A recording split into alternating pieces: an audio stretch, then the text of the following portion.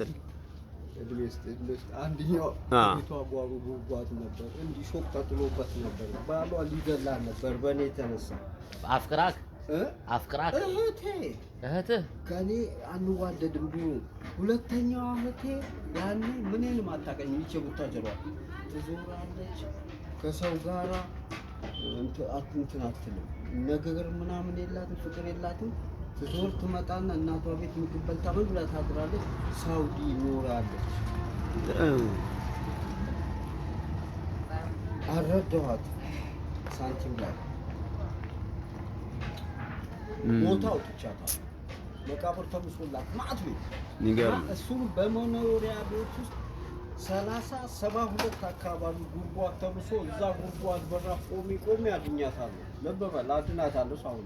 አሁን በጣም ጋዴም ናቸው እንጂ ይሄ ነፍስ ከቤተሰብ ውስጥ ነፍስ ቢወጣ ነፍስ መልሶ ብሎ ማግባት ይችላል። ከእግዚአብሔር ጋር አንተ ተፈቀሃል። የሞተ ሰው ያስቸግረዋል። እግዚአብሔር ያዛረገበት ነው እንዴ? እና በጣም ጋዴም ናት ያቺ።